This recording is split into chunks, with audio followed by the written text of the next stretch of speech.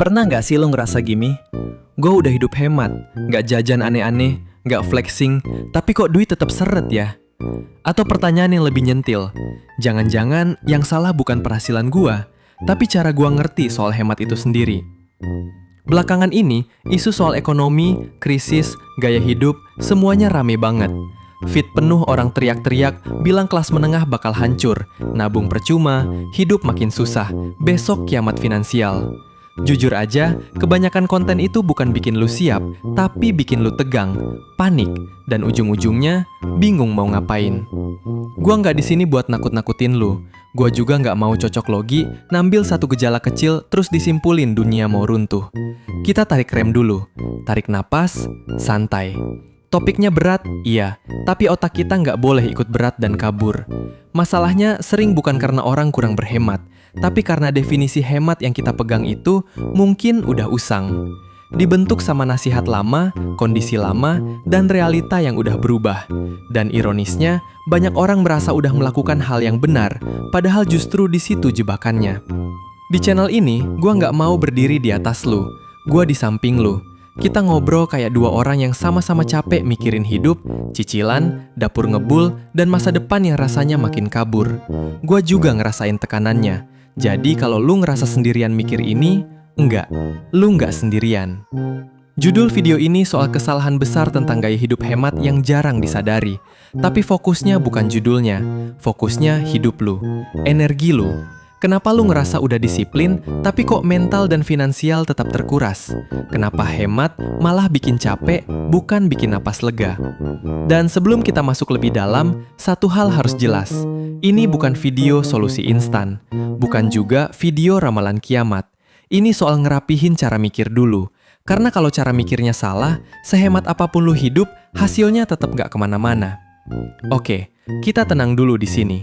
Kalau lu masih di sini, berarti lu siap mikir jernih.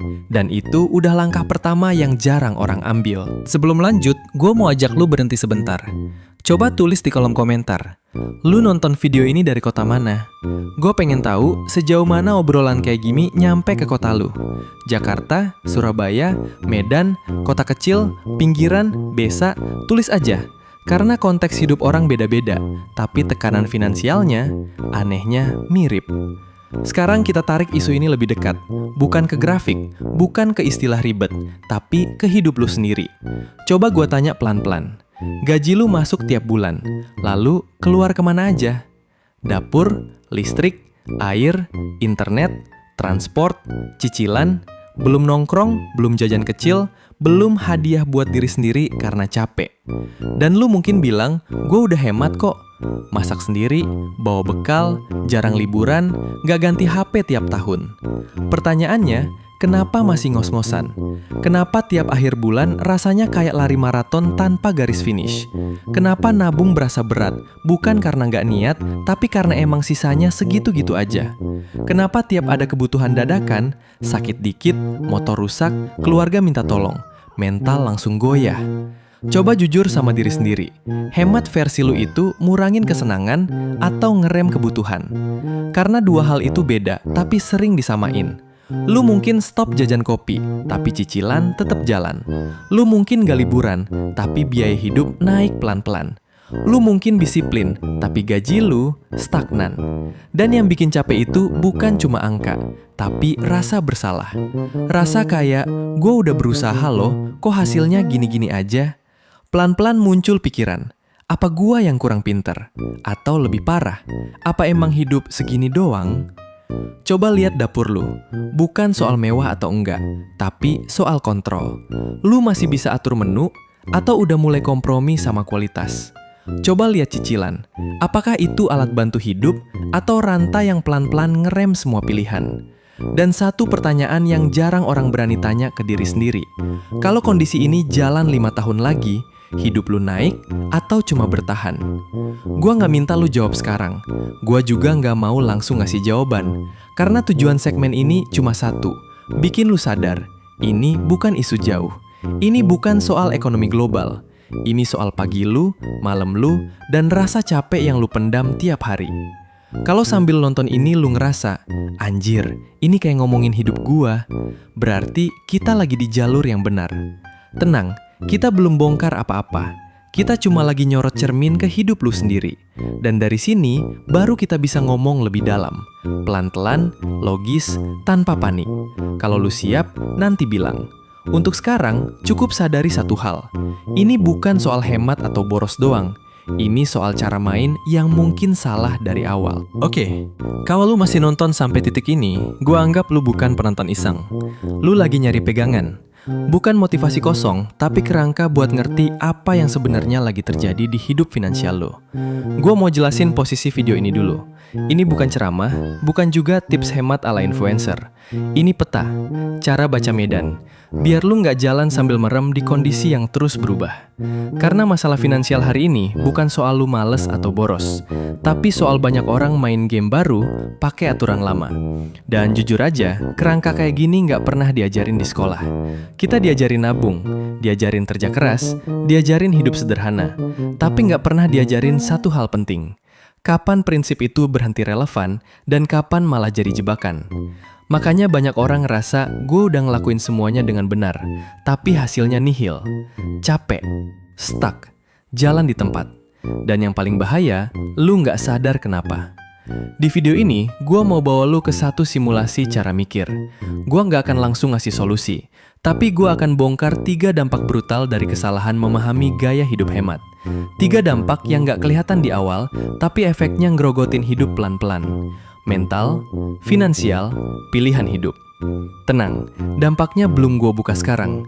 Karena kalau gue langsung lempar jawabannya, lu cuma akan bilang, oh iya ya, terus lanjut scroll. Yang gue pengen, lu ngerti dulu strukturnya. Kenapa orang baik-baik, disiplin, kerja keras bisa tetap kejebak. Anggap aja ini kayak peta gempa. Gue nggak bilang rumah lu bakal roboh. Tapi kalau lu tahu retakannya ada di mana, lu nggak akan tidur tepat di bawahnya. Dan sebelum kita lanjut lebih dalam, gue mau jujur. Konten kayak gini nggak cocok buat semua orang. Kalau lu cuma nyari hiburan, mungkin berat. Tapi kalau lu ngerasa hidup finansial lu kayak ditahan sesuatu yang nggak kelihatan, ini buat lu. Makanya, kalau sejauh ini obrolan ini kena di kepala lu, subscribe. Bukan buat angka, tapi biar lu nggak sendirian di pembahasan yang jarang ada orang mau bahas secara jujur. Like juga, biar algoritma dorong obrolan kayak gini ke lebih banyak orang yang lagi butuh, tapi belum tahu mereka butuh. Balik lagi ke intinya, kesalahan besar soal gaya hidup hemat ini bukan terjadi karena satu keputusan, tapi karena pola. Pola mikir, pola bertahan. Pola yang dulu masuk akal, tapi sekarang pelan-pelan makan korban. Dan di segmen berikutnya, kita bakal mulai dari logika yang paling umum. Logika yang hampir semua orang percaya. Logika yang kalau lu denger, lu bakal bilang, ya iyalah, masa enggak? Tapi justru disitulah masalahnya. Karena setelah itu, gue bakal bilang satu kalimat. Tapi tunggu dulu. Dan dari situ, semuanya mulai kebalik. Sekarang kita masuk ke logika yang paling umum. Logika yang kalau gue sebut, hampir pasti lu setuju. Logikanya gini. Kalau kondisi ekonomi makin berat, kalau hidup makin mahal, solusinya ya hidup makin hemat, kurangi pengeluaran, tahan keinginan, turunin standar hidup, amanin diri. Masuk akal kan? Dan jujur aja, logika ini bukan salah, bahkan terdengar dewasa, bertanggung jawab. Banyak orang bangga ada di posisi ini. Lu ngerasa lebih kuat dari yang lain karena bisa nahan diri, bisa bilang enggak ke banyak hal, bisa survive tanpa banyak kaya. Tapi tunggu dulu.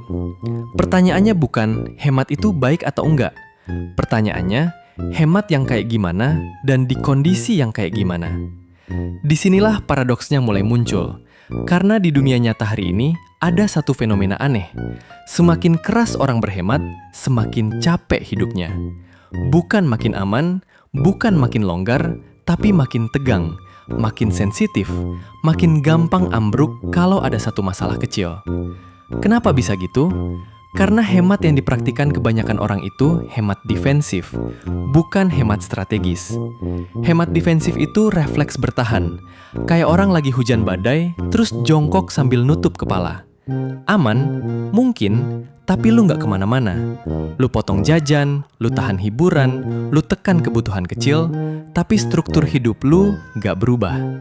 cicilan tetap, waktu tetap habis buat kerja yang sama, energi tetap terkuras, dan ruang gerak lu malah makin sempit.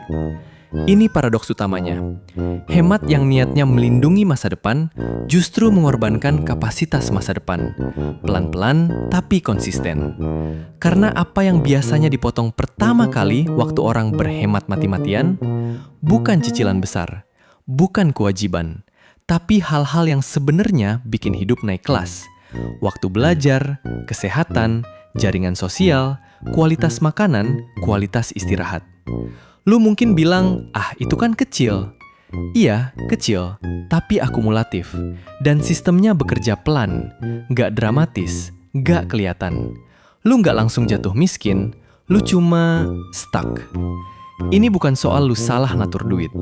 Ini soal lingkungan hidup yang berubah, tapi respons kita masih pakai pola lama. Dulu, hidup hemat itu bikin napas lega karena biaya hidup relatif stabil. Sekarang, harga naik pelan-pelan, tekanan naik, tapi penghasilan dan waktu segitu-segitu aja. Jadi apa yang terjadi? Hemat berubah dari alat jadi beban, dari strategi jadi identitas bertahan. Dan yang paling bahaya, lu mulai ngerasa bersalah kalau keluar dari pola itu. Kalau pengen sesuatu yang ningkatin hidup, lu merasa, wah, gua nggak disiplin. Padahal bisa jadi yang lu lakukan bukan boros, tapi perlu. Paradoks ini bikin banyak orang hidup di mode darurat terus-menerus. Bukan miskin, bukan aman, tapi rentan. Satu kejadian kecil aja bisa bikin goyah, karena semua udah ditekan sampai mentok. Dan di titik ini, hemat bukan lagi tameng, dia berubah jadi penjara tak terlihat. Tapi ingat satu hal penting, gua nggak bilang hemat itu salah. Gua juga nggak bilang lu harus hidup sembrono. Yang gua bongkar di sini adalah logika awam yang kelihatannya benar, tapi jadi berbahaya kalau dipakai tanpa sadar konteks. Dan ini baru satu dampak, belum yang lain, belum yang lebih dalam, belum yang efeknya ke daya beli, pilihan hidup, dan posisi sosial lu ke depan. Kalau di segmen ini lu mulai ngerasa, anjir, gua kayaknya lagi hidup di paradoks itu. Berarti lu nangkep maksudnya. Tenang, kita belum selesai.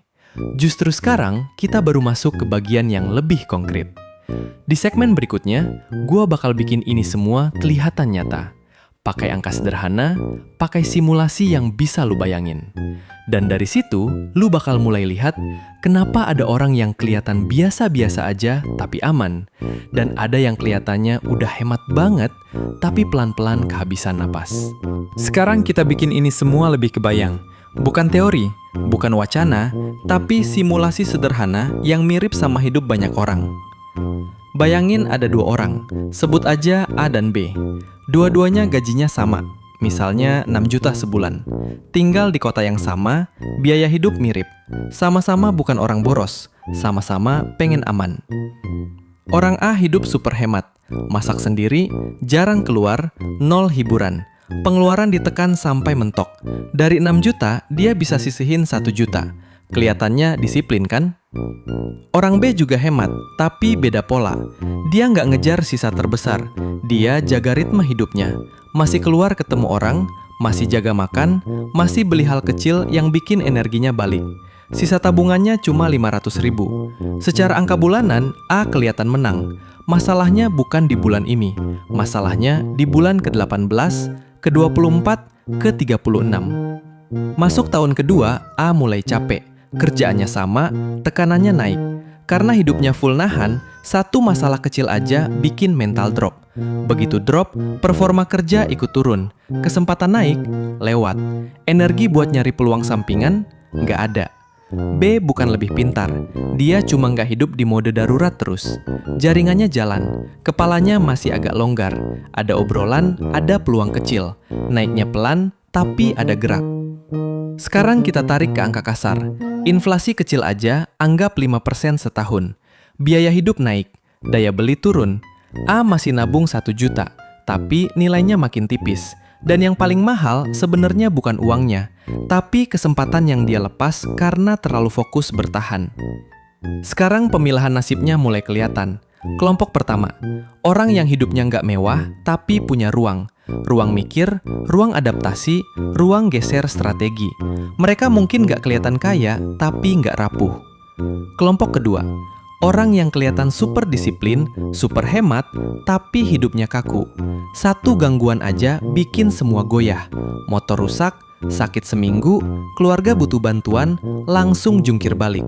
Dan ini bukan soal mental kuat atau lemah, ini soal struktur hidup.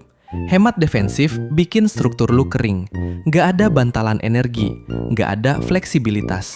Makanya banyak orang ngerasa, gua nggak boros, tapi kok makin susah ya? Karena yang terkikis bukan cuma saldo, tapi daya beli masa depan. Lu masih bisa beli barang hari ini, tapi pilihan lu ke depan makin sempit. Lu masih hidup, tapi ruang hidup lu menyusut. Ini keras iya, tapi ini realita yang jarang dibahas. Karena kelihatannya sopan, kelihatannya bertanggung jawab. Padahal efek jangka panjangnya beda jauh. Dan yang paling nyesek, banyak orang baru sadar pas udah kejebak terlalu lama. Pas energi udah habis, pas opsi udah tipis. Gua ulangin satu kalimat penting. Yang bikin orang jatuh bukan karena boros, tapi karena bertahan di pola yang salah terlalu lama. Dan ini belum akhir. Karena semua yang kita bahas tadi, itu baru soal tameng, belum soal pedang. Kalau dari tadi gua ngomong soal hemat, sebenarnya yang lagi kita bahas itu satu hal, tameng. Cara orang melindungi diri dari tekanan hidup, dari biaya naik, dari ketidakpastian, dari takut jatuh. Dan tameng itu penting. Tanpa tameng, lu bisa langsung tumbang. Masalahnya, banyak orang berhenti di situ. Mereka bangga karena tamengnya tebal. Hidup sederhana, disiplin, nahan diri, tapi lupa satu hal krusial. Tameng cuma bikin lu nggak mati, bukan bikin lu menang. Sementara di luar sana, kondisi nggak diem. Biaya hidup jalan terus, tuntutan naik, waktu makin mahal. Dan di situ muncul fase yang lebih bahaya. Bukan saat lu boros, tapi saat lu merasa cukup aman, padahal sebenarnya cuma belum kena. Karena tameng tanpa pedang itu masalah waktu. Lu bisa bertahan hari ini, bisa juga bulan ini. Tapi begitu tekanan naik satu level, lu nggak punya alat buat balas keadaan. Pedangnya apa? Bukan sekarang kita bahas, karena pedang itu datang dengan risiko, dengan pilihan berat, dengan konsekuensi. Dan inilah kenapa banyak orang kelas menengah bawah pelan-pelan terdesak. Bukan karena mereka malas, bukan karena mereka bodoh, tapi karena mereka diajarin satu sisi doang, bertahan bukan bergerak. Bahaya sebenarnya belum selesai, justru makin halus, makin susah dikenali. Karena ke depan, ancamannya bukan lagi nggak punya duit sama sekali, tapi hidup di kondisi setengah aman, setengah tercekik. Nggak jatuh, tapi nggak naik. Nggak miskin, tapi nggak punya kuasa. Dan di situ, banyak orang kehilangan satu hal paling mahal, pilihan. Lu kerja bukan karena mau, tapi karena harus. Lu nolak risiko bukan karena nggak mampu, tapi karena nggak berani jatuh. Lu hidup rapi, tapi sempit. Kalau lu ngerasa, kok ini kayak ngerangkum hidup gua ya? Itu bukan kebetulan, ini pola. Dan pola ini belum berhenti. Di video berikutnya, kalau lu masih mau ikut, gua bakal mulai ngomongin hal yang jarang orang berani sentuh. Kapan hemat harus berhenti jadi tameng, dan kapan lu perlu mulai pegang pedang. Bukan buat nekat, bukan buat judi hidup, tapi biar lu nggak selamanya di posisi nunggu dipukul. Karena dunia nggak peduli seberapa hemat lu, dia cuma nanya satu hal, lu siap atau enggak? Dan sampai sini, kita sengaja nggak nutup apa-apa, karena hidup juga nggak pernah nutup rapi. Kalau lu mau lanjut, stay. Kalau enggak, setidaknya sekarang lu tahu, capek lu itu bukan halusinasi. Ini baru permulaan.